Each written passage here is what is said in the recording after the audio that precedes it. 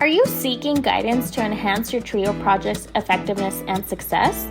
Look no further. NOSOTROS Education Center, NEC, is here to empower your TRIO project with expert consulting services. NEC's mission is to promote the effectiveness and impact of TRIO programs. Since 2003, NEC has specialized in providing professional development and in-service staff trainings, allowable cost services, for TRIO projects across the country. The team at NEC, with over 60 years of combined TRIO experience, offers customized workshops and seminars for project staff, compliance assessments, external evaluations, working on and submitting APRs, database customization and training, development of policies and procedures manuals, and project implementation or reorganization services. Additionally, NEC has secured over $774 million in federal funding with a 92% success rate through their live and on-demand proposal workshops, assistance with data collection and review, detailed technical reviews, and comprehensive proposal development services. Join the hundreds of colleges, agencies, and TRIO projects across the country who benefited from NEC's expertise. NOSOTROS Education Center, your partner in TRIO's project success. Visit their website at nosotros.edu.org. Again, that's nosotros.edu.org.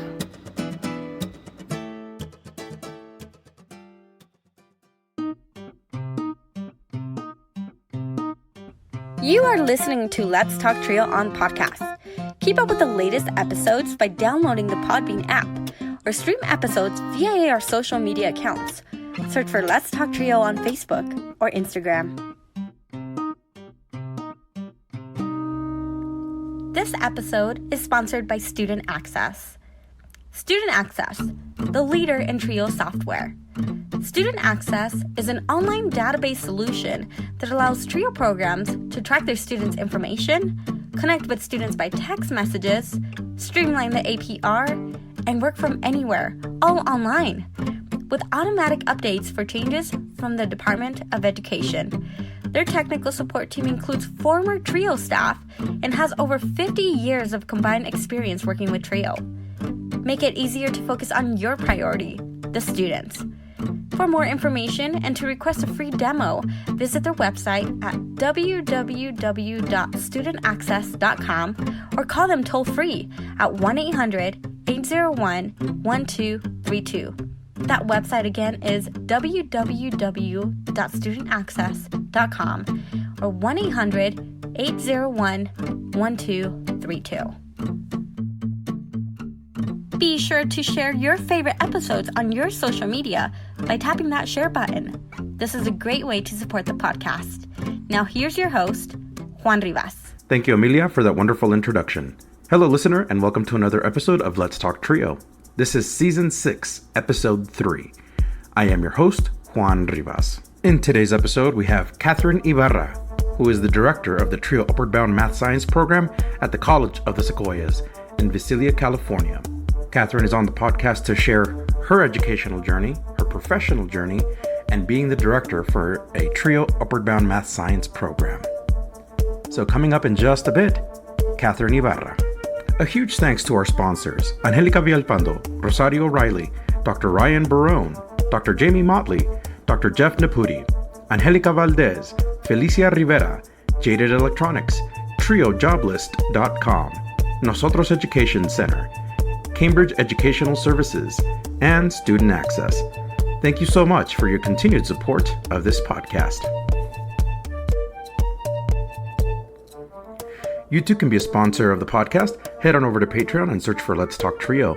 Choose one of 4 patron levels. You can support this podcast for as little as $1 a month. $1 a month goes a long way in supporting this podcast. If you own a business and would like to run an ad on our podcast, send us a message at letstalktrio@gmail.com. Become a supporter with a one-time donation to the podcast PayPal account. Our handle is @letstalktrio.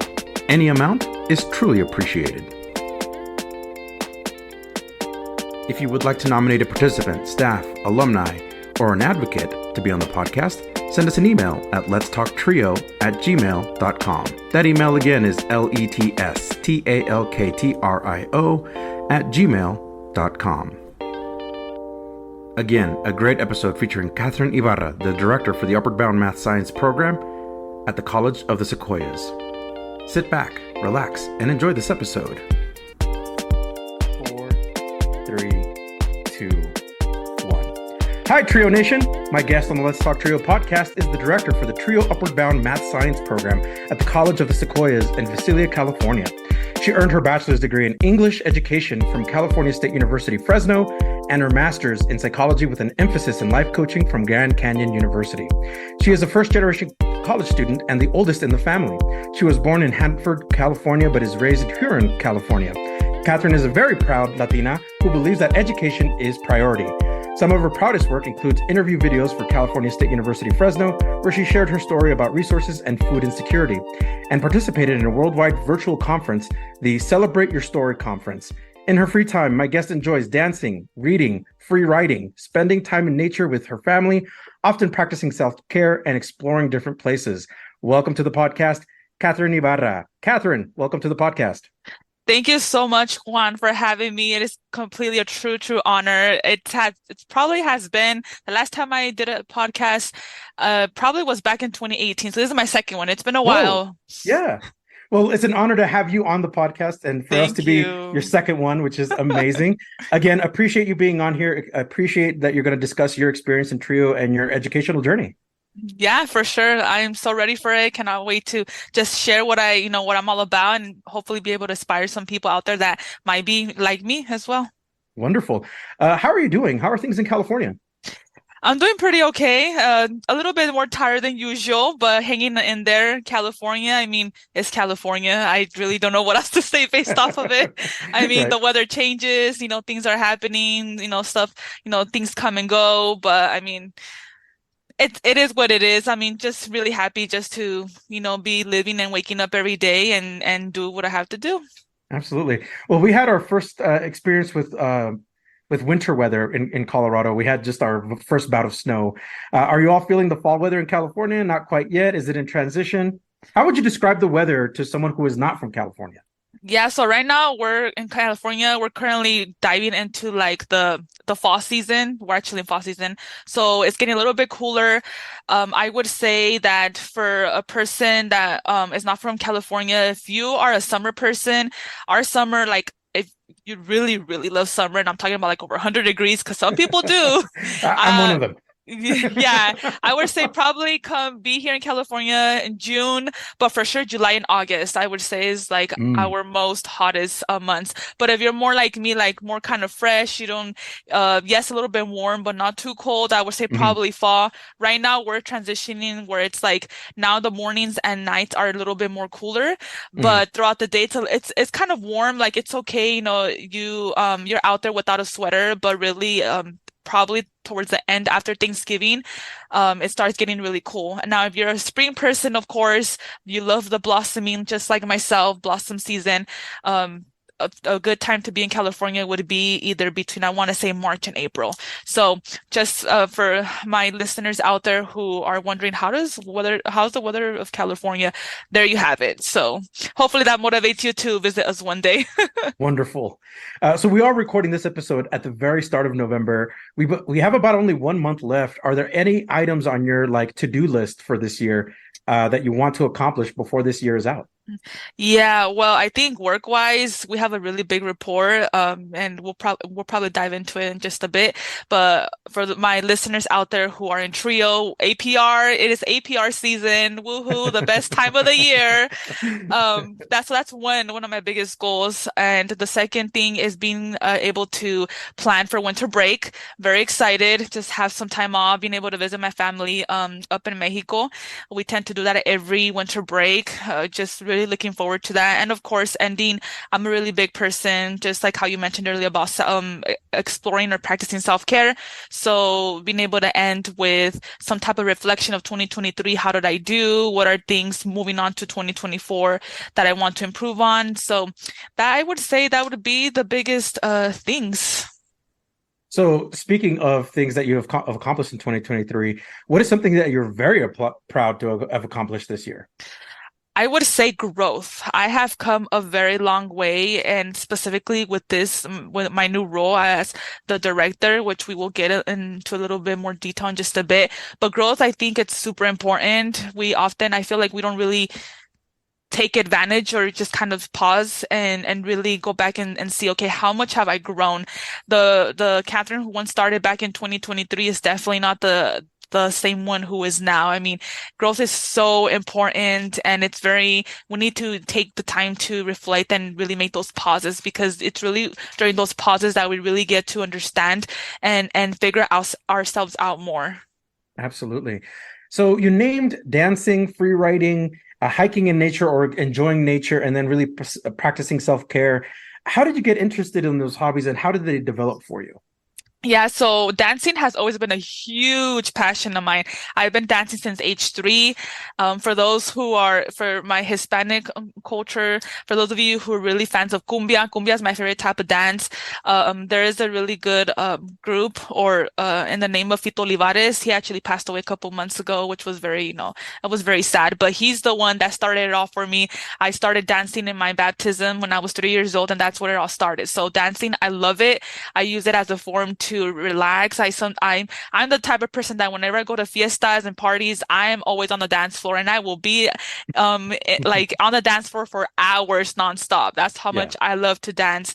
And with that's reading awesome. and writing, I mean, I've always enjoyed it. It relaxes me and nature. I love nature. Nature fulfills me. It relaxes me. I always have to be outside. I can just be sitting down under a tree and just but really truly connect with nature. I think there's a difference between seeing nature but actually feeling it. In the words Mhm. of Mhm. one of my favorite life coaches and also podcasters, Trent Shelton, you'll probably often hear me mention him throughout this podcast. He once said that the a walk in nature walks the soul back home. And I love that. I truly believe that because sometimes we can be having the worst days, but a walk in nature can just help us calm and kind of brings us back together where we need to be. So, I mean, it's really all about just exploring. I'm always looking for something new. Again, going back to growth. I want to become a better human being in this world, become a better daughter, a better worker, a better friend, overall. So, I would say that's pretty much how my interest and all of my hobbies, came about. What draws you about family? Like, what draws you in about family that gives you energy? About family, Hmm.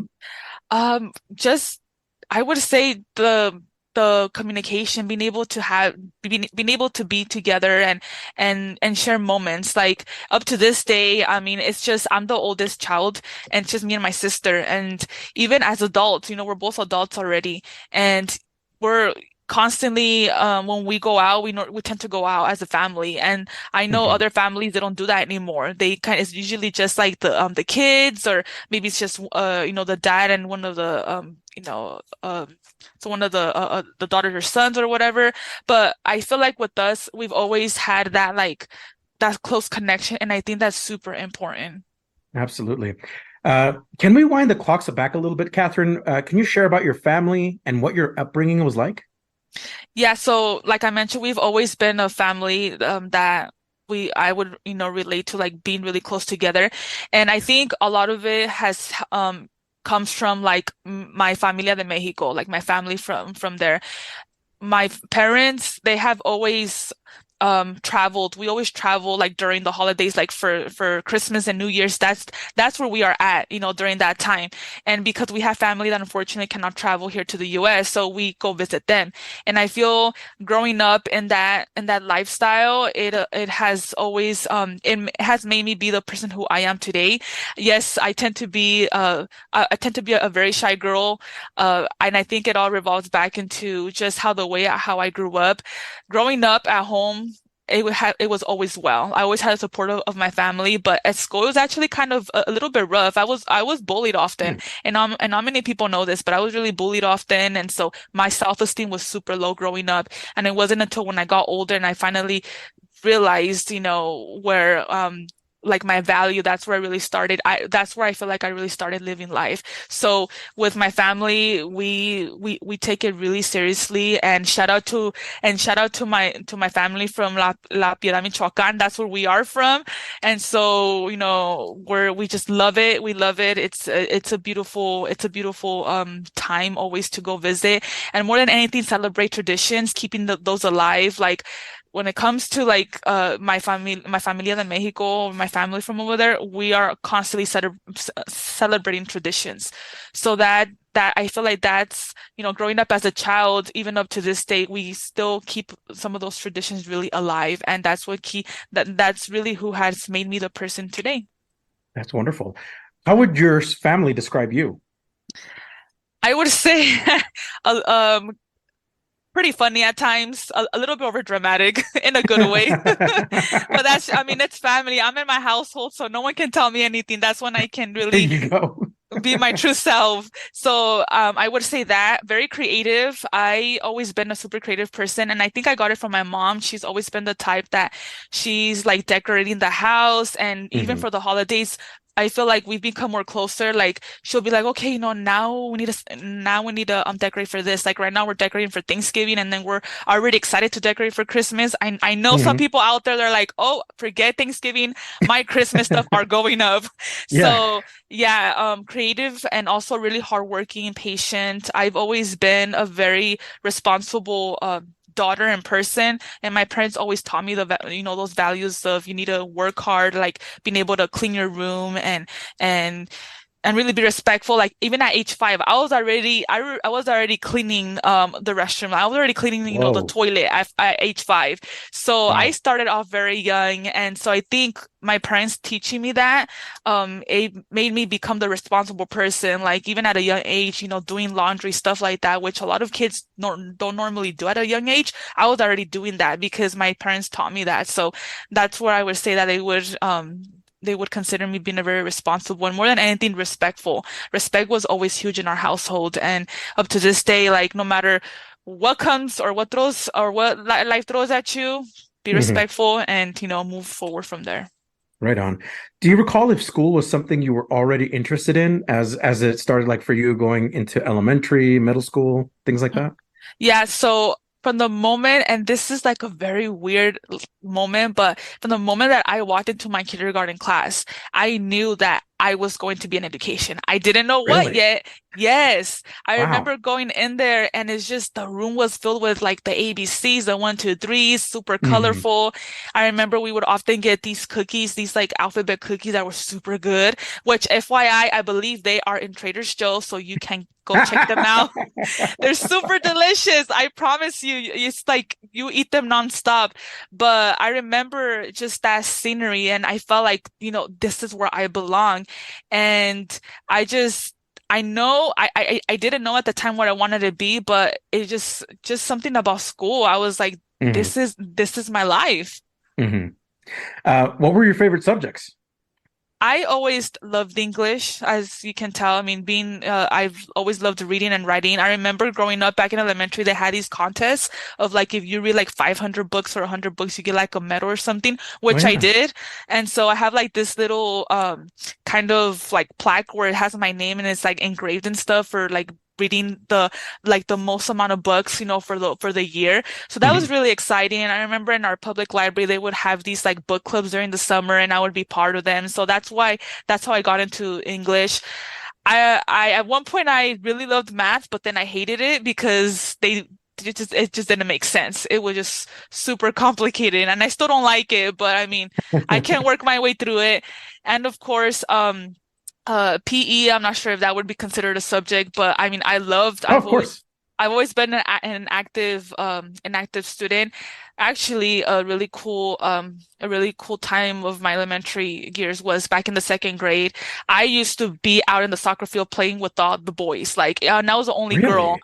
Wow. Yeah, there was just something about just playing and like kicking the ball and just kind of getting dirty. Like, I don't know, it really motivated me. And so, that's just one of the like like the pretty cool moments that I got to experience. So that was in a way why I think I enjoyed PE, and I've always been an active person, even though sometimes I can be lagging a little bit, but I mean life happens.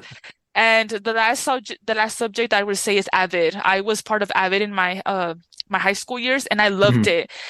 A lot of students get in it because of the field trips. They take us out to field trips, which is All right. amazing. But I Yeah, think Avid was the reason why it prepared me and it got me more interested in college. So I see. I really enjoyed that. For the audience that may not be familiar with Avid, can you explain a little bit about what the program is and what its intention, what it's supposed to do? Yeah, so I don't recall from at this moment what is I know AVID stands for something, but basically what AVID is it's a class or a subject that prepares you for college. So they teach you how to do Cornell notes, and they're like really specific where you have to have a section like area where you write down questions. You have a Oh, section that you write down a summary and like your notes and stuff. They also prepare you in organization. I think I think some of the schools still do it, but back in the day we used to have a 5-inch binder, and that's a really big binder. And that is a big binder. yeah, and basically we would have to organize all of our work that we would do for the class, and we would get binder checks every Friday, I remember. And students freaked out about that because we would get points deducted if we didn't have like the binder organized. And I remember at the end they would even shake the binder, and if something fell, you would get points deducted because Oh my gosh.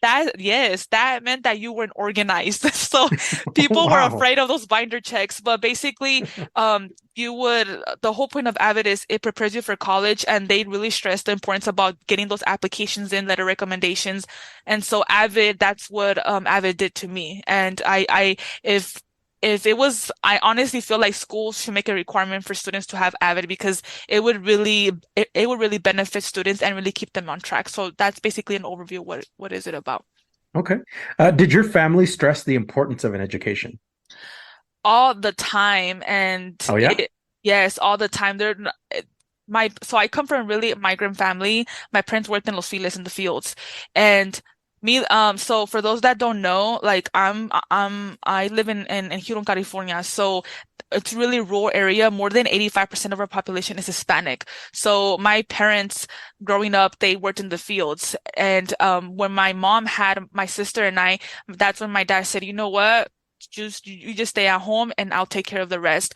So my dad worked in the fields for several years. And when it comes to education, I always look back to my dad. My dad has been a really big role model for me because growing up, especially during my years of high school, things got very tough. So my dad used to work in a recycle corporation. What that Hmm. means, what that is like for those of us, including myself, that if you recycle like, plastic or cans, you take them, to that place and you get money for it, right? So my dad used to work in that. He worked in that for 10 years. The designated like corporation or area where he would pick all of his items and stuff was in Colinga. That's 20 minutes away from where I live. So for those that are listening, you're probably like, yeah, I know where Colinga is. Yes. That was where like the plan was based, I guess you can say. Hmm. And my dad worked there for 10 years. And growing up, like I was always a very curious person. Up to this day, I still am.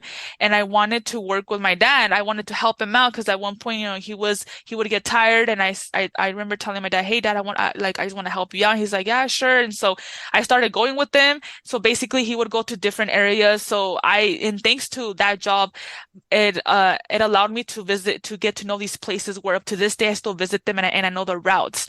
So Hmm. we would go travel to Mendota, we would go travel to Corcoran, Colinga, Avenal. So for all of my people that live in those areas, like yeah, they are pretty rural areas, very Hispanic background. And so my dad did that for 10 years, and I was the one like dumping all the recyclables in bags. And so Hmm. Hmm. the reason why I decided to help my dad was I just wanted to learn more about responsibility, and also like the importance of valuing money. At first I started going just for free, but then my dad's boss was like, you know what, your daughter's actually doing a really good job. She's being consistent every weekend. Let's go ahead and pay her. And Oh, whoa. They actually paid me, and at the time, it was a lot of money for me. It was $50 per weekend. At that Hey, time, it was like a right? lot of money, That is a lot of yes. money for a little kid. Yeah. It was. So like I remember saving it up, and that really taught me to be a saver. So up to this day, like I'm really good when it comes to like, saving up. Like I know like my expenses and stuff. Sometimes I do tend to get carried away, but I'm really good at, coming back to saving. But unfortunately, after 10 years, you know, um, I think I want to say maybe it was like around the early or late 2000s. That's when the economy hit very bad and a lot of families got affected. And unfortunately, Yeah. my dad got laid off his job. And so during that time, it was super hard for us. And so my dad had to go back to the fields after like over 10 years. And I remember at one point my dad was waking up at 3 in the morning to go to Oh. work. And for many of the listeners that are listening that have, people that are still working in these fields, like it's a no big deal, I guess. They wake up at 3 a.m. But growing up, I know when my dad worked in the fields, I was small, so I don't remember that. But now seeing it as a teenager, that crushed my heart because there was nothing that I can do for my dad. I really wanted to help him out, but I was just a teenager in high school. My Hmm. parents, they were always the type that if either you go to school or you work. They never wanted me to do both because sometimes having both can distract me from my studies. So I had to pick either Mm. one. And so that's why school was always a priority. So during that time, long story short, it was really hard and it was like I felt like I really wanted to help them.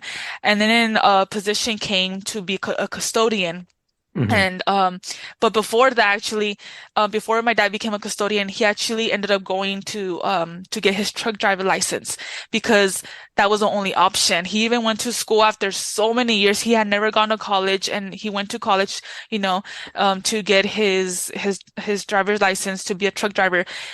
He didn't want to be a truck driver because he knew that being on the road, he was going to miss a lot of opportunities for us to see us grow. He was gonna miss special moments, but at the time, that was our only way out. We were Hmm. suffering just like many other families, and my mom was concerned. Like we were all concerned because, especially, I've heard a lot of stories of truck drivers that they drive long distance, and some of them even fall asleep, and that's when accidents happen. And we were just like so concerned about my dad, and um once he like graduated and he got his certification, we were like, okay, well, you now it's time to officially start the whole truck driving thing. But then this is where the custodian job came through, to be a custodian there in our same town for our middle school. And I share this story because, number one, not many people take into consideration custodians, and I will get to that in just a bit. But I remember that my dad came in. He's like, "Oh, well, there's a position for a custodian. They just require a high school diploma because he did graduate from high school." And I was like, "Oh, really, Dad?" And he's like, "Yeah, but I've never done it. I've never done like a formal interview." That was like one of the most special moments that I have as a daughter to share with my dad because he asked me for like help. I remember I would help him out with his interview questions, and we would even practice. And he would even say like, "So how do I dress?" Like that moment for me, like it was like, I still get teary about it every time I talk about it. I promise myself I wouldn't do this in this podcast because it crushes me every time. But it was just knowing that my dad had an opportunity to work in town, and not only save gas but be close to us was really huge for us. So it was a big thing there at that time. So long story short, he got the job finally, and now he transferred to our elementary school, which is right across the street from our home. So his gas is just walking steps, like I like to say it. So gracias a Dios, thankfully, thank God that everything worked out. Everything happens for a reason. But the reason why I said why custodians are important is because thanks to my dad, it has helped me to value education and helped me to value employees, to not see them by their titles, because everyone is just the same. Everyone has a heart. Everyone is a human being. It's just we have, different jobs. And so going back, to why that is important in education. My dad always told me like, don't become a me. Yes, custodians, we have it rough. He often comes to the house and says, I can't believe that, they left me this, they left me that. And it's not that he complains, but there are certain things that I feel like we can help custodians with. So my Mhm. dad always told me, you know what, the next time that you get a job, make sure that you remember you appreciate your custodians, because we get underappreciated a lot. We often get seen like we're like, oh, we're like the geeky people, we're like the people that just throws the trash, but they're more than that. So Mhm. thanks to my dad being a custodian, that has taught me like the morals of being humble and kind in the education field. And so it's been super important. He always said, get yourself a job where you can be in the AC when it's like over 100 degrees, where you Mhm. can be in the warm and stuff like that. And so it all goes back to like the importance of higher education. He always told us, and my mom too, but I feel like my dad more because he comes from a background where so he had like some of his relatives that went to college, and so he kind of understands a little bit more because my mom never went to college. My dad, has those, that background with some of his family members, but he always stressed it out, and I think that's what helped me to kind of stay true to education, and that's why I am here. Yeah, wonderful. Thank you so much for sharing that part of your story with us and sharing your dad's story as well. I think it's really important for the audience to hear the context of like your inspiration to continue on to college. So the next part of my question, I think you kind of answered it already, but we kind Yeah. of want to know a little bit more about what that college discussion was like with your family. Was it difficult to bring up like, how are we going to pay for this? What are you going to do once you transition out? Who's going to help the family out? Yeah, can you talk to us a little bit about that? Yeah, so I knew that when going to college and I'll probably touch on this a little bit later, but I always knew that I wanted to stay nearby because I wanted to help on my family. It wasn't necessarily hard in the sense of like, oh, where I want to go. It was more like hard of like, oh, how much is the cost? That's often like the main thing that people get concerned, like how much is this gonna cost, Because Hmm. education it's expensive. I mean, it's free in some It is. ways, but in others, it's really pricey. So I think that was like the biggest thing. And I know like even for my mom too, like being a mom, I can only imagine like having your kids far away from you, it's gonna hurt. But I didn't do it. I didn't stay home just because my parents told me so, but because I wanted to. I just felt like it was right. It was just right for me. But being able to just continue being with them, it has really helped out. And many people out there probably listening to this, because I have been told like, you know what, like, you used to live with your parents, like, why is that? You don't want to pay rent. So it has nothing to do with that. First of all, Right. Right. right now, houses are super expensive, as we know, Right. Yes. super Yes. expensive. So, but for me, I mean, it's always helped out. I think living at home has helped me to really stay true to myself and have those morals. Like, it's a constant reminder, like, hey, remember, this is who you are and stuff like that. So at the end of the day, college, it wasn't really hard at all. It was always like my parents, hey, have you done this? Have you done that? Always kind of keeping me on check to ensure that everything was, in place. Wonderful. How did you prepare for college? I know you took Avid courses in high school, but in what other ways did your family or you prepare for college? Yeah, so Avid was one of them, like how I mentioned before. And then having the conversations, I think that was big with my family. But another thing too, I think that really helped me was surrounding myself with those people that had the same goal. Like, we often hear, there's really good influences and bad influences. And growing up, I was very shy. I consider myself a very introvert person. I'm very Hmm. shy, especially when it comes to work meetings. When I'm in a really big group, I can really shut down because imposter syndrome really hits hard.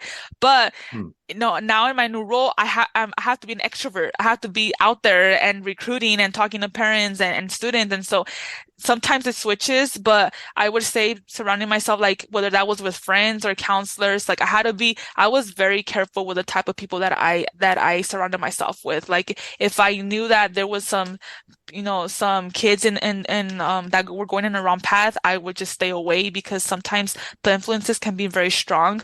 It can And be, yeah. and yeah, my parents always, and again, it goes back to my parents, they always said, you know what, you better not do this, you better not do that. Like having the whole talk about like, doing drugs, that like that was a automatic no growing up. And so I think that's what really helped me out to prepare for college. Like having that right support system is gonna get you to where you want to get to. Absolutely. So you ended up choosing California State University, Fresno for your bachelor's degree. What led to that decision? How did you arrive to CSU Fresno?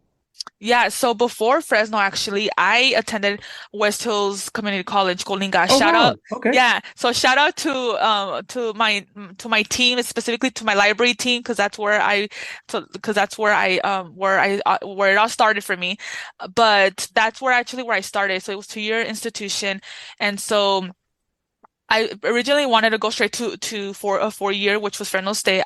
We had actually visited with Avid one time, and I loved I love the campus. Fresno State actually has changed a lot. For those Mm, who don't know, it's expanding more. Beautiful, beautiful new buildings and a lot of resources that were not available when I was a student. So it's really good mhm, now that we have it. But honestly, like I mentioned, I wanted to be close by home.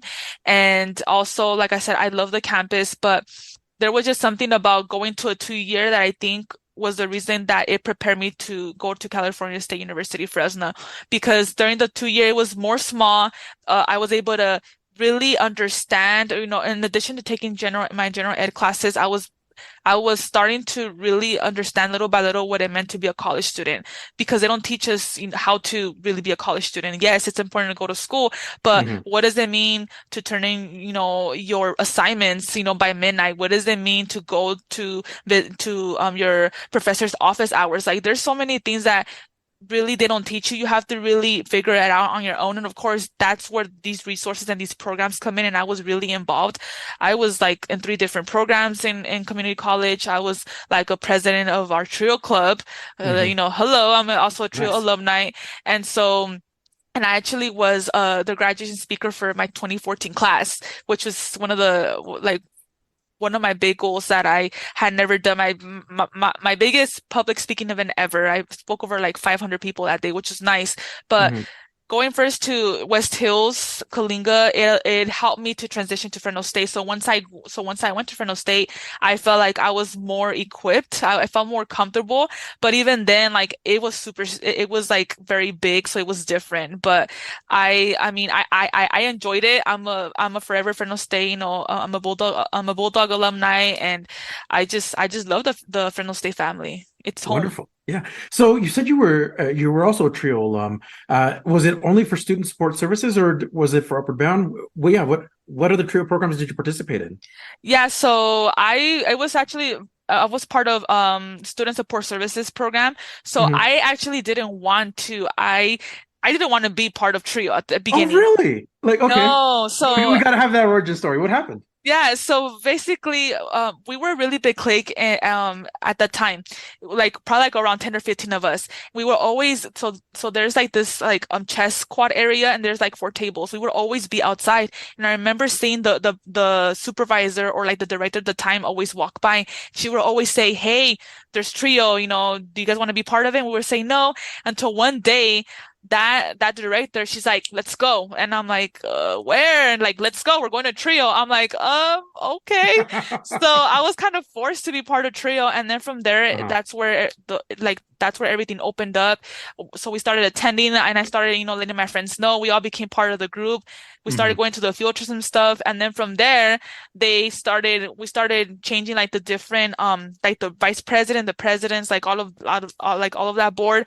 I eventually was appointed vice president, and then from there I became president of the actual trio club. So in addition to SSS, there was also a trio club on campus. So that's how I also got involved. So I Wow. never wanted to be part of trio, and that's how it happened.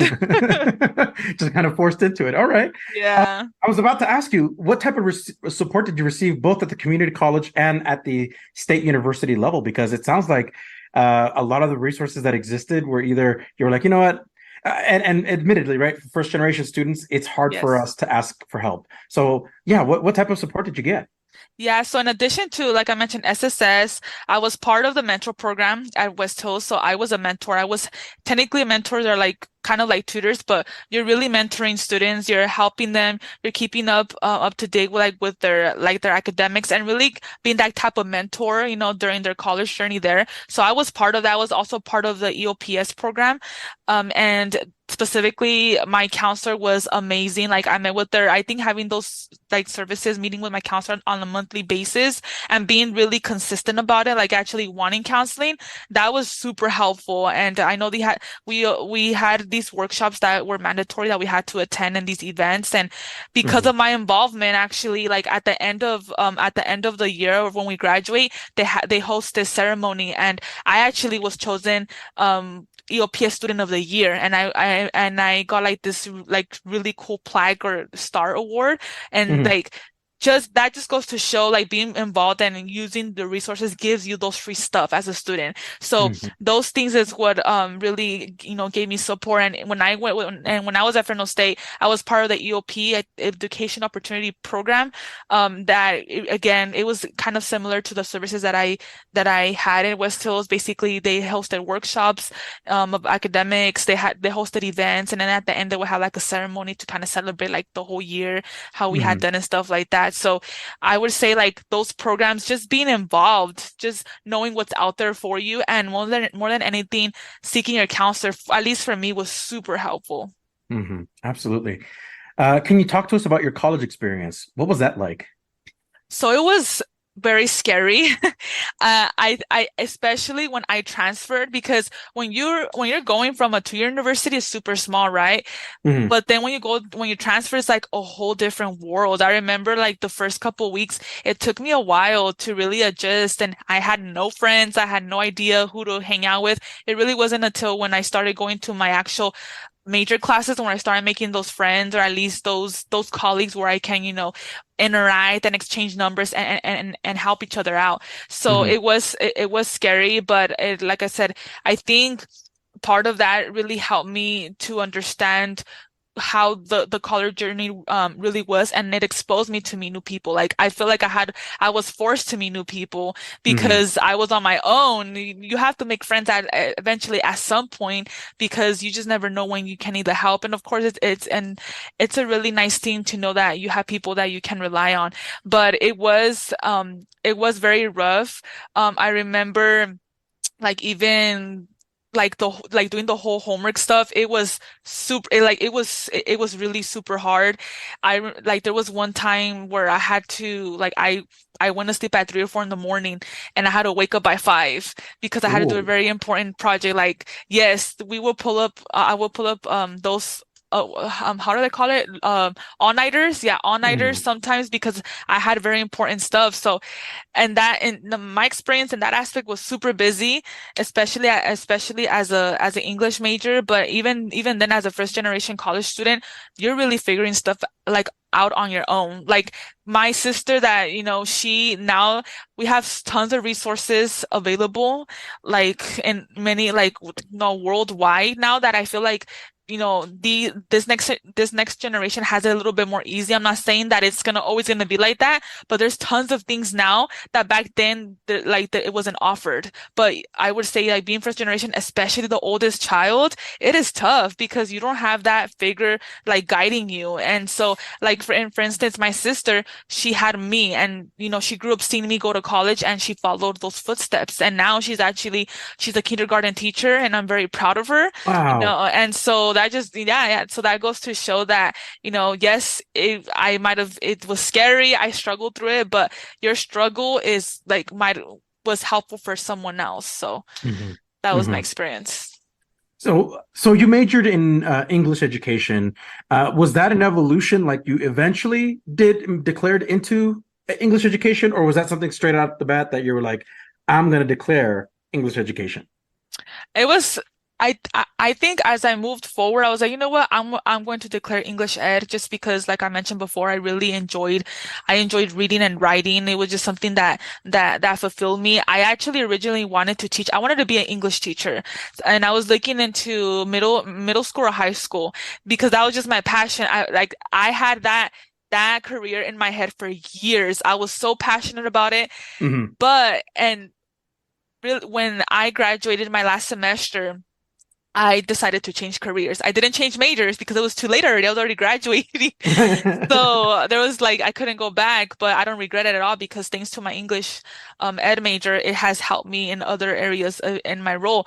But I originally wanted to be a teacher. Hmm. However, that changed, and I'm really glad it changed. And and we'll get to that in just a bit. But the reason why it changed was because of Upper Bound, and so Wow. I don't regret it. But yeah, English has always been. I guess it just down the line I enjoy it, and I'm like, you know what, this is like the most subject that or the major that makes sense to me, so I'm gonna go for it. Right on. So was this program challenging, or what do you remember most about it? Oh, so much reading. Oh, the readings. Let me tell you, the readings were very stressful. Like as an English major, I'm sure a lot of to my English folks, hearing this can relate, especially if you're taking like three or four English courses, which I wouldn't recommend. I feel like the most that I took in a semester were two or at least three because it was tons of reading. Those readings were like super long, and I'm telling you, like sometimes it would be like a book, and then additionally you had to read like three or four chapters of that book and in addition like an article. It was like it was stressful sometimes because I did not have the time. I had to skim through it. Yeah. Sorry to my professors, but I had to skim through it. I The really degree's already awarded, right? It's right. too late. So I really had to skip through it. I was like, I'm sorry, but I just didn't have the time. And so, on top of that, I think when it came to like even the essays, oh, every time when I would write the essays and just wait for that grade, that was so nerve-wracking because Yeah. especially after working very hard on it, going, and getting help. I was always that student that went to my professor hours or office hours. So Hmm. to any of my students hearing this, if you're in college or when you go to college, please seek your professor during their office hours. I cannot stress how important that is. That really helped me. And so I utilized that resource. I remember also going to the tutoring center at Fresno State, and it also helped me. But those grades, man, like every time when I would get like if I saw a grade that I was not satisfied with, I was like, man, like I worked so hard and I feel like I deserve this. I deserve a better grade. But at the end of the day, I mean, it was for whatever reason, but yeah, it was very stressful. It wasn't the best time, but I did eventually learn something. Right on. Did you get involved with Fresno State on campus? I know you mentioned the Trio Club and some organizations, but were there other organizations that you were like, you know what, I also want to dip my toes in there and be a part of this thing over here? Some Mhm. students become part of student government. Yeah. Yeah. So my case was different. I was a commuter. I was commuting to Fresno State. So from Fresno to Huron, it's a 1 hour drive plus Whoa. traffic. Yeah. So I did that for 3 years because I was at Fresno State for 3 years. And as a commuter, it was really difficult for me to be involved because I know there was like in a case of like clubs or organizations, they had these specific, meetings on a weekly basis that you had to Right. attend. And Mhm. unfortunately, I wasn't able to commit to that. But I did got involved in other ways. Like, for example, anytime that they had like events, I was always out there, like really showing my face, getting to meet new people. Even though, again, like it kind of it sounds kind of weird saying this because I just mentioned earlier that I'm a big introvert, but sometimes if like I have to be an extrovert if I really want to learn and grow. So I kind of force myself to put myself in that position. Mhm. But but that was one way that I got involved. But really, for me, it was actually social media. I Oh, really? utilized social media, specifically Twitter. At the Mhm. time, I was really connected with Twitter. And I started just sharing like a bunch of like just things that I was doing at school. And thanks to that, that landed me really great opportunities like to record three interview videos for Fresno State. One was for Fresno State Student Club Board about food insecurity. And Mhm. that video is actually out on YouTube. It's only 2 minutes, but I just basically share my story about like how it was, getting the resources, like the free items, the free food and stuff like that. And then I was chosen by one of my counselors to share my story. Like it was a quick 30 seconds, but for me at that time, it was like it meant the world world to me because they could have went with a lot of students and they went with me. So it was a huge honor for me.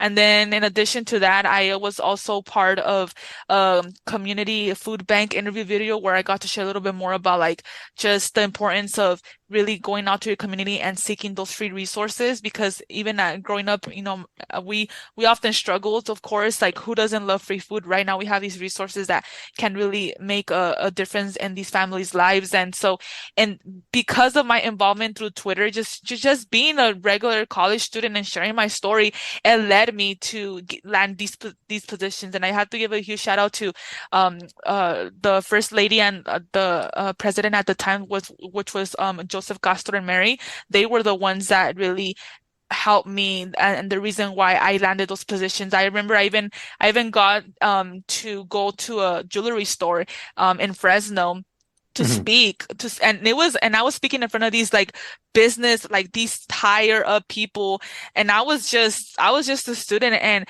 they believed in me to share my story, and like I literally had like a podium and a mic, and I just felt like I was like the president of of like the United States, I was just enjoying my moment at the time. But just having those small things for me, like that was my involvement. It wasn't so much like on campus, but it was more like through social media. I utilize social media as a tool to share positivity and to inspire others. Right on. Talk to us about the moment you graduated from college. What was that like for you? It was a relief. I felt like I was like, finally, I was done. But I have to say that so many emotions, it's a very emotional night for those, at least for me, I'm a very emotional person because I really feel a lot. And so I remember when well, first of all, during your graduation goes by very fast. And so there's certain things that you just don't remember because just the emotions, the energy, you're just really into it. Like you're finally walking down the aisle, but to get your diploma, it's a really big thing. And so I remember it was a moment where I felt like I beat the odds. It does go by so fast, like I mentioned. And really it was like that moment where it showed me that I was going to be the good example for my other relatives, like other cousins that, that potentially they wanted to seek an education. So it was super fun. I will say that, super fun. You really, oh my gosh, anyone that is like wondering to walk, like, because of course you have the option either to just graduate and get your diploma or just walk, please. I always encourage my students, if you have the opportunity to graduate, walk, and it does not matter what age you are. Because back at my former institution, I worked with college students, and a lot of the population was like really like 40 and over. And so some of them were like, I'm not sure if I want to walk, I'm like, no, like walk, yes, one thing is graduating, and I'm not saying it's a bad thing if you choose that, but if you're like undecided, like if your age or something is holding you back, don't let that be the reason why you don't go out there and celebrate. Have fun. You don't get to walk, for your diploma every day. Like that's your moment to shine. So, I mean, it was just so much fun. Absolutely. Now, did you you decided to also pursue a master's degree, which we'll get to here in just a bit, but did you do that immediately after graduation, or did you give it some space to breathe before you thought about going the master's route?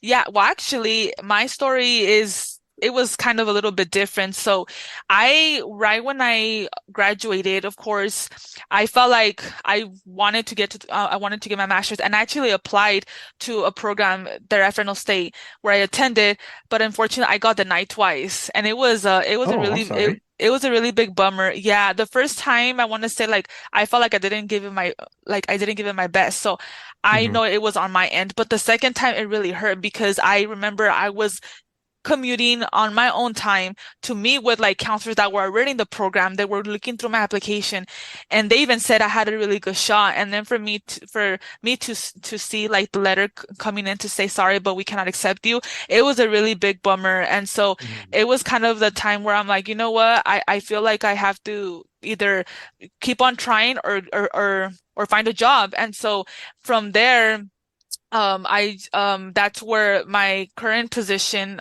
back at West Hills is where it started. And I'm like, okay, I basically just got the experience, and then later on, that's when I decided that I got my master's. So that was pretty much the timeline, how it all began. Wow. So talk to us about that work experience after graduation. Did you find a job immediately right after? Did you take some time to look for a job? Yeah, what was that like? It took me about, I want to say, over like a year to actually land my full-time position.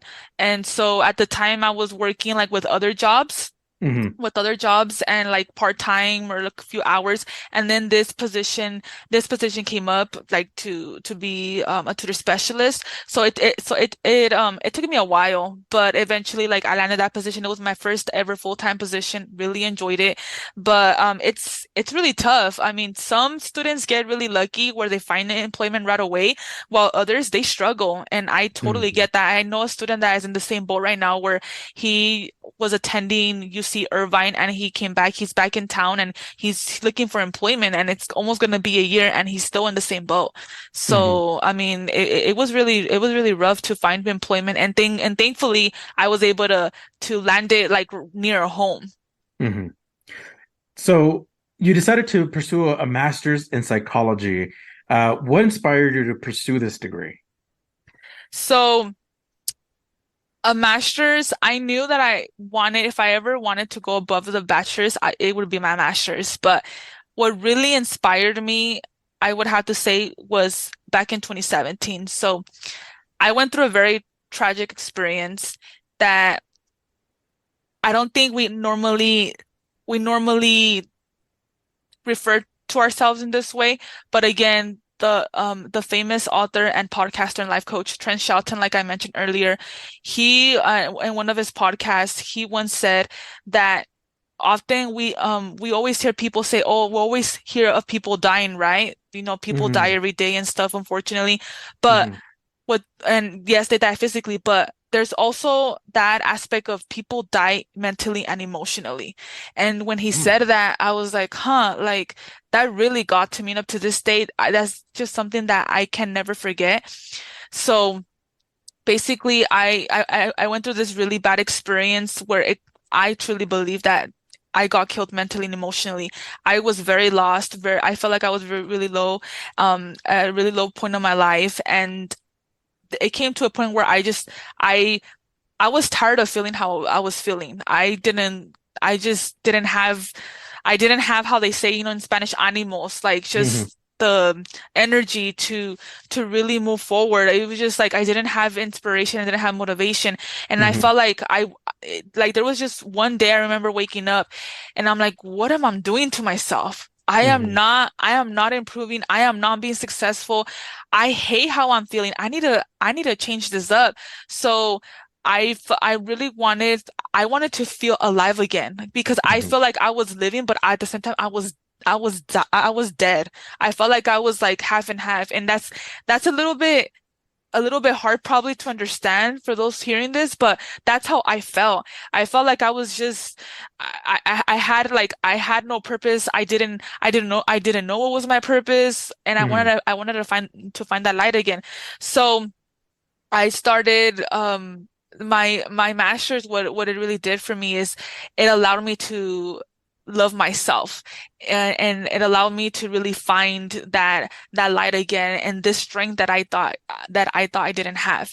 Thanks to my master's, it really helped me to really understand like who is really Catherine Ibarra, like who do I Hmm. want to be in Hmm. life. And it really also holds a special place in my heart because I actually graduated back with my master's back in 2021, and it was exactly one day before Thanksgiving. That's why November is a very special month for me. In addition to Hmm. Thanksgiving, every day is a day to be thankful. But because I graduated with my master's and I got my master's because of that reason, that I wanted to really improve my life and really change my life and feel happy again, that's why it holds a really special meaning, which is why my favorite number is 21 because of my Hmm. master's. And it was a year that I found myself, that I really got to enjoy and just really love the beauty in and out. That's awesome. That's awesome, Catherine. Uh, so talk to us about that grad school experience. Is it different, that much different from your undergrad experience?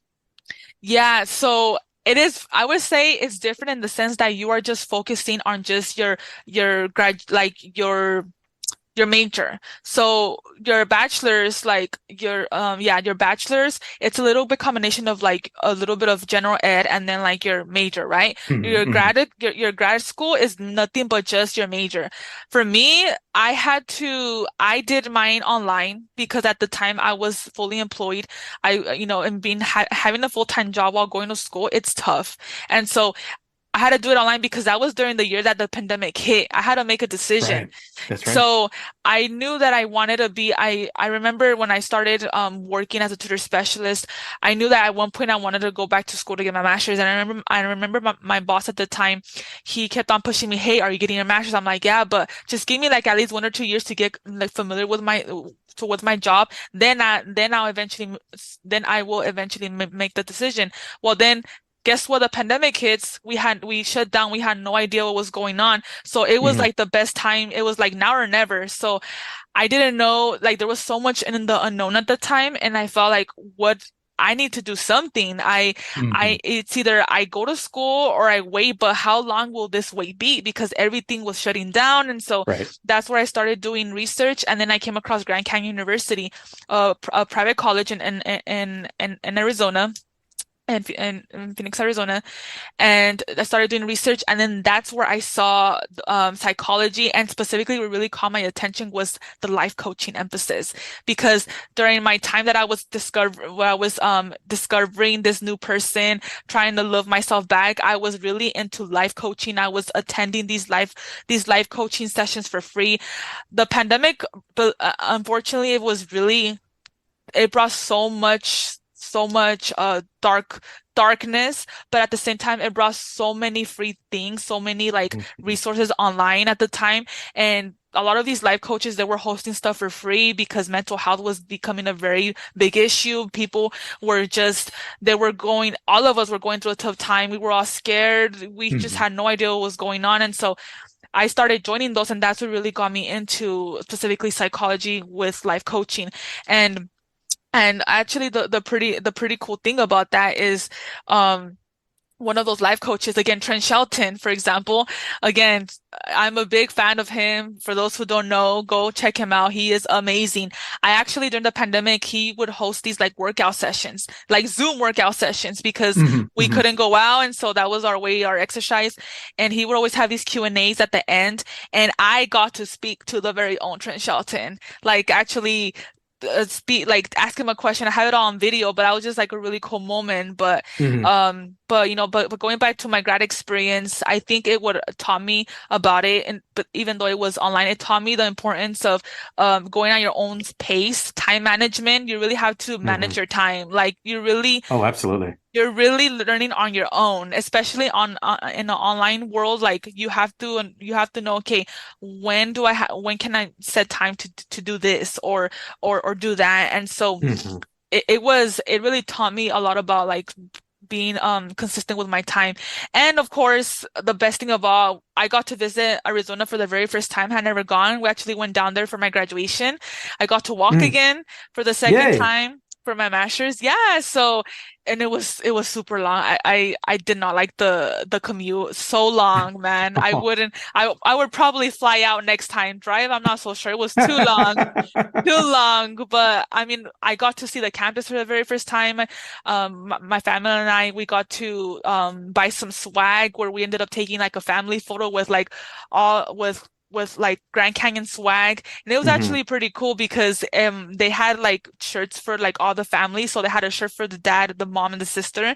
And so we have a portrait like that. So that was that's awesome. Yeah. So my grad school, I would say like if I had to choose between like grad school and the bachelor's, I would say I would pick grad school more than anything. Yes, it is a lot of work, but it's doable. Like you're really working at your own pace. Like you're figuring your schedule out versus like like your bachelor's, you're still trying to figure things out. You're still taking a little bit of here, a little bit of there, but grad school, it's like you're fully on. Like you're already an expert, and you're just becoming more of an expert, I guess you can say. Right on. Yeah. So you're a tutor specialist at this point. You're going to grad school.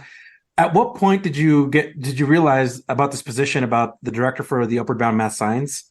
And what inspired you to apply? Yeah, so I mentioned that I was a trio alumni and I'm forever will be a trio person at heart. But it really goes back to my upper bound kiddos. I worked with the upper bound program at Wessel's Kalinga for 5 years as a RA residential advisor. I worked with them. Shout out to all my kiddos from San Joaquin, Mendota, Tranquility, Huron, Colinga, Three Rocks, I think Fireball too. You know who you are. Those kiddos, they changed my life. And that's going back to when I said that I wanted to be a teacher. Well, Upper Bound was the reason why I decided to change careers. But as a tutor specialist, I really enjoyed it. I really enjoyed it, but after a while, I felt like it was time for me to like fly. I wanted something new. I wanted a new challenge, and my library team at West Hills knows this that I was always very passionate for students, and they know my history with Upper Bound, and so they always told me, hey, you should apply for the director position because Hmm. I told them that this position, my current role right now had opened up here at COS. And I was like, yeah, I mean, I was at first I just applied just to apply. And I'll say this Right, because right. at the time when I was looking for different positions, I applied to like I cannot recall how many times I applied how many jobs, but I just applied and I thought I didn't have a chance of getting this job. And the reason why is because I was getting rejections from coordinator positions. And from my Mm, understanding, coordinator positions are below the director. So I felt if I'm getting rejections from these coordinator positions, what makes me think that I'm going to get the job of a director? When I hmm. was working with my upper bond kiddos, and this was from 2014 to 2017, 2018, at the time, I was very well connected with my students, and up to this day, I'm still really well connected. I have written several of letters of recommendation to them, and so I'm really still well connected with a lot of them, and I've just seen them grow. Some of them have already gotten married, have had their families. I'm just like, oh my Wow. gosh, it's incredible.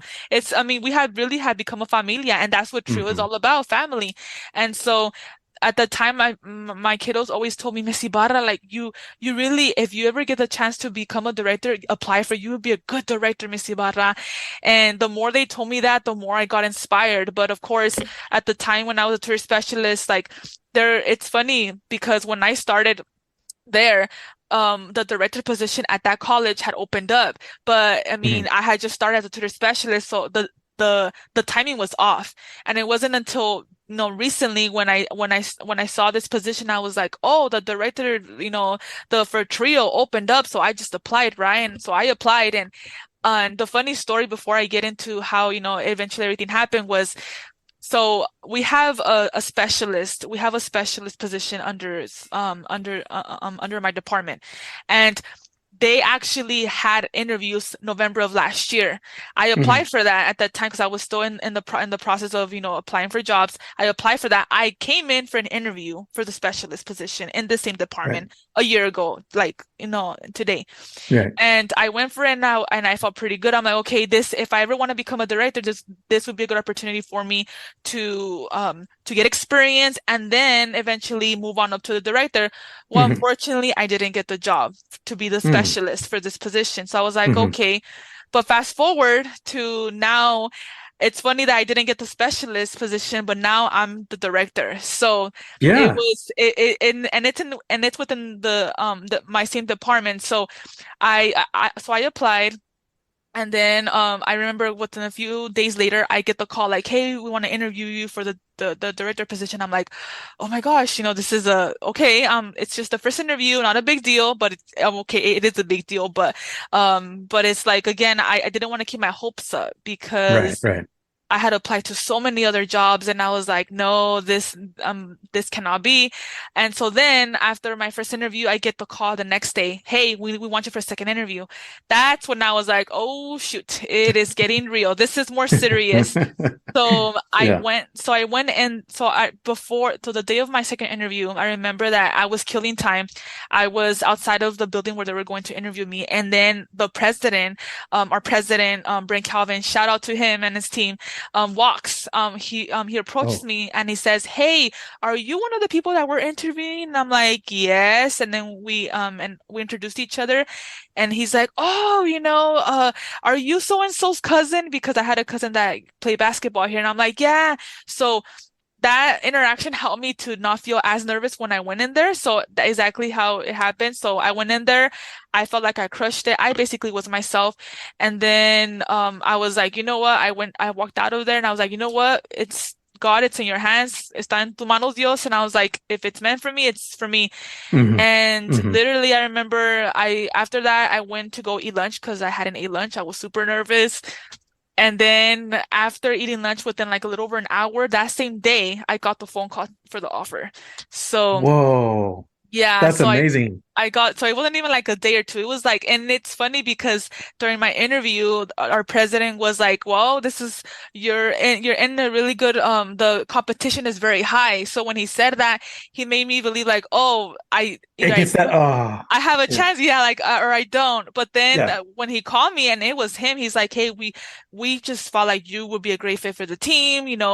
Please be with us." And so they were really so considerate, and they allowed me to think about it a day and walk it through with my family and stuff. I walked it with my family. They were super supportive. They were like, "Well, mija, if it's a good opportunity for you, you have been looking for it, go for it." They were really big on that. Also, to my boyfriend too, he was a big support up to this day as well. And so that's basically how it happened. And I never would have thought that I would become a director. But if you're looking at it from the moment I started as a RA till now, that's 9 years later that I'm here as a Yeah. director. So it's Wow. a bittersweet moment for me. That's wonderful. Congratulations, Catherine. Really. Yeah, thank you. Um, so give us a rundown about Upward Bound Math Science. What is it about, and what services does your program offer? Mhm. Yeah, so I'm still just so for those that are listening to this, I am just about to complete 3 months. So I am still fairly learning. And what I've learned so far is we have a variety of different resources. We offer anything such as from academic and counseling. We have Saturday sessions where we meet with the students and we host workshops, educational workshops. We have after school tutorial sessions where we help students out with their homework. And again, we bring in like presenters or presentations in regards to like college, anything around the college world and stuff like that. We also, and one of the cool things about, in addition to that, is we do these educational college tour visits, and where we take students to these institutions for them to get to really see how the college is, know where it is at, get to learn more about their resources. Students really love that about the program because they get to visit our well, they get to visit like their dream school, that's literally what I did with Avid. Mm-hmm. So they really love that. And of course, we also offer stipends, like these checks. Students actually get paid to be part of our program as long as they pass their grades and they have good attendance and they basically behave and stuff. So that's basically what we offer from what I've learned so far, basically the overview. But for me as a new director, I want to mix it up. I want to be able to make it fun where I can bring, if possible, these big people like that well known to our students, because it just mixes stuff up, and I want them to get excited. We are a STEM based program, which means that anything in the science, engineering, technology, or mathematics area, so anything in that field, we really want to stress that to our students. So yeah, that's pretty much a roundabout of what we offer, and more than anything, just really making students excited to attend college. Right on. Has been in your 3 months already in your position? What has been the most challenging or rewarding aspects of your position? So I am the only one holding the fort right now as a Oh, director. whoa, yeah. And I say this because it's very important, and this is why. So that has been the most challenging part. I'm currently in the process of hiring my team. My team will be super small, but it's going to be extra help, and I can really use that extra help. So that has been the challenging part. I think just being able to juggle a little bit of everything. Right now, I'm the one visiting our high school sites. I'm the one planning our Saturday sessions, doing this, doing that. So I don't have enough hands to do it all. Just really being being really soft on myself because I have been really rough lately, just because I care. I really care about this program. I really care about, my kiddos. That has been the challenging part. However, the most rewarding thing is that because, in a position like how I am, I'm building my own program. I am doing everything from scratch. So when I get my team, like I'm gonna be training them, and and it has helped me to grow and prepare more of myself as a leader, who I want to be for my team, because I am a true believer of leadership, helping your staff team out and stuff like that. There has been a lot of bad days. Today has just been it has been one of those, and this is a great way to end the day, by being here and sharing my story. Being solo, I will say that you will often come with a lot of bad days, but I was just at a conference last week. Shout out to my St. Cal West Stop family, mi familia. Going to that conference, oh my goodness, it made a difference to me. I feel different mentally. Yes, I'm still crazy running around. I literally have felt like a chicken all day, just running around, because there's just so much that is piling up. But being able to network, that has been like the most rewarding. Like, I never would have thought that Trio, I know Trio, there's like, we go to these conferences as directors and we go to these places, but there is actually a familia. There's a different world outside of this, and I got to witness that. And that was just my first ever conference. I can only imagine moving forward the other conferences that I'm going to be getting exposed to, and I cannot wait. But I would say that's the most challenging. Yes, it's hard to be by yourself, but at the same time, you're growing, and I feel like I'm growing. Like, I've been telling some of my colleagues, I'm adulting. I'm becoming more of a bigger adult being by myself. Absolutely. The adulting is kicking in. Yeah. What skills would someone need to have in order to be in the job in Trio in the field of education that you're in? I would say be a leader, not a boss. And what does that mean? Being able to really lead. So it's not about you talking at your staff, but you talking with your staff. I'm a true believer of that. Being able to be patient, be a listener. Like, if being someone in this field, especially as a director, I need to understand that my team is going to have bad days, and I need to be there to listen to them.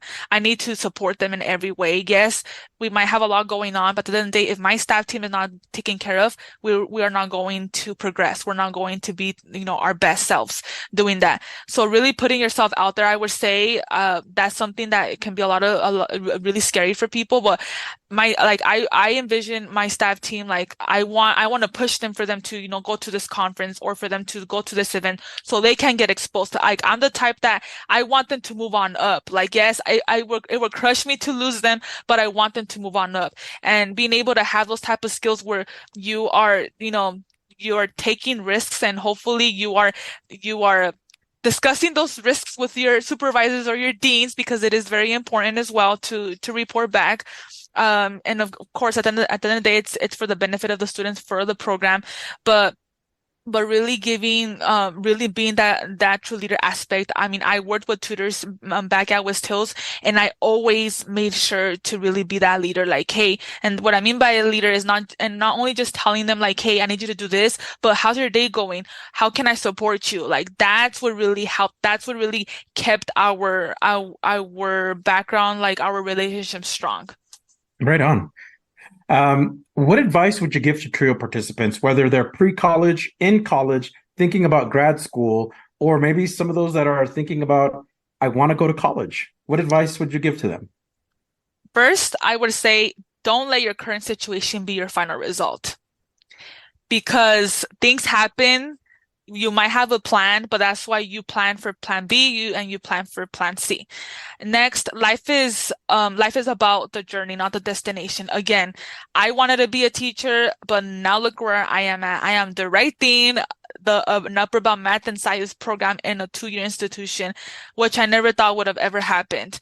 I am still in this journey. I still have no idea where I will be 10, 20 years from now, hopefully making an impact, hopefully still working with students. Don't be too hard on yourself more than anything. I know sometimes we really hurt ourselves because we didn't turn that last assignment, or we didn't deliver that speech correctly. But at the end of the day, you do your best. And I have had to remind myself about that several times, especially being by myself. It's not an easy thing, but it's just if we are hard on ourselves, it's because we care, but at the same time, don't hurt yourself over it. Life happens. It's okay. Take a breather, take a step back, and come back to it tomorrow. And then more than anything, find your people. Find those people that are going to uplift you, whether that's a life coach, whether that's your best friends, your counselor. Those people are going to really help you. Like for me right now, it's not only it's my family. My family has been my big support. Mm-hmm. My trio colleagues, they have been like, now I'm often texting like these directors like, hey, what does this mean? What does that mean? Like they've been super supportive. And also like even my friends too, being able just to kind of have some time to relax and kind of enjoy and stuff like that. And also my educators here on campus, they have been a really big support. I mean, I cannot tell you, I still have a lot to learn here in this institution, but so far everyone has been super nice. At least in my area and in our department, they have been super helpful. Just ensuring that everything's in place. And then of course, more than anything, just really practicing self-care, having that support again. My boyfriend has been super amazing. He's always constantly reminding me like, hey, you got this, like don't give up. That has really been, a huge help. But more than anything, like I said, going back to like, just because right now it's rough doesn't mean it's going to be rough all the time. Storms don't last forever. The rainbow will eventually come out pretty soon. Wonderful. That's great advice. If you had the opportunity to talk to every single trio professional across the United States and its territories, what would you say to them? What advice would you give, or what's something you would say? I would say don't ever stop reaching out to your peeps, especially to those new people like myself, because we need your help. We need you. Oh my goodness. I would definitely stress that out because you'd be very surprised how important, how much of a big difference it makes when you reach out to, that person. I've been in contact with this director from Chicago, and we never met. We definitely plan to meet in one of our one conference coming up next year. And so just the fact like how we already interacted, we already, zoomed in and stuff, like, and he's offered me his help. He's like, I got you, don't worry, I got you, new friend. And so it feels really nice. So don't ever stop reaching to people, whether doesn't matter if they've been in the position over 10 years, 20, whatever, if they're really new, reach out because it really makes a difference. At least for me, it really does. And also, schedule those Zooms, go out to dinners, keep that bond alive. Like I constantly have these check-ins at times with like up to this day, I still, we have a chat, with my, former library department, and I'm always constantly sharing what I'm doing over here. Like sometimes I'll be like, okay, guys, I'm not showing off. Okay, maybe I am, but this is what I'm doing today. So, but small things like that, it helps me to remember who I am and where I started. It's super important to me. The profession world it can be very overwhelming, but just doing that outreach is gonna be a huge difference. Sometimes I reach out to folks just sending a quick email like saying, hey, how are you doing? Or I saw this online and it reminded me of you. Like I'm that type of person to reach out because I know how it feels like, and it can really change your day completely. Absolutely. Are there any books, movies, TV shows, podcasts, or any other general entertainment activities that you would recommend to the audience? So when it comes to entertainment, like I really don't have time to watch movies and TV anymore. But when I do, I strongly suggest for entertainment, this show will not fail. Like if you're having the worst day, it will make you laugh. It'll really get you out of your seat because that's how I am. I go really all out. Let's Make a Deal with Wayne Brady. I don't know if you guys have heard of it, but I've heard of this. yes, like it's kind of like the show of like The Price is Right, like shows like The Wheel of Fortune. I mean, I also watch those from time to time, but Wayne Brady, oh my gosh, that show That show is amazing. That I would one day, that's one of my goals actually, to go to that show one day and win those prizes, win the big deal Right of the on. day. There you go, Catherine. Yeah. Yes, one day it's gonna happen. So I would say that show. I know a lot of people are often like into like Netflix and stuff nowadays. I know like really good shows like The Good Doctor. Oh, that one's so good. I Yeah. highly encourage people to watch it. No, it's super long. I know a lot of people are really into like Greg's Anatomy or something like that. I've never watched it, but people say it's good. But at least for me, entertainment wise, I mean, I used to watch a lot of novelas back in the day, but I just don't have the time Yeah. anymore. It's an investment to really watch novelas now. Yeah, it is. It is. And so I feel back in the day they were like, I don't know, I feel like they were more better. Like today they just I don't know, but that's just me. And in addition to books, I mean, I've read so many books during the pandemic. I read a lot, but I would say The Greatest You by, again, Trent Shelton, Live Like a Monk, and The 8 Rules of Love by Jay Shetty. Jay Shetty is actually a really well-known influencer. I'm sure all of us have seen many videos that he's done live online, and he has also a podcast which is called On Purpose. Trent also has a podcast. It's called the Straight Up Podcast. Highly encourage those two podcasts for anyone out there that is just wanting to get better in your life. You're really trying to find your purpose. Really great guests that they talk about the importance of self-care. That those two podcasts really helped me during my most challenging times. There's a bunch of other ones, but I think for me, I would say those would be like the best that I would encourage. And any type of leadership books. Yeah, that's a huge thing for educators out there. All right. Now I'm going to ask you the hardest question that I've had to ask on this podcast. Describe yourself using only one word. Oh, you put it really hard right there. One word. Oh my gosh. I'm in between two, but this one I feel like it does not fail because it's just, I honestly feel it, and I would have to say inspiring.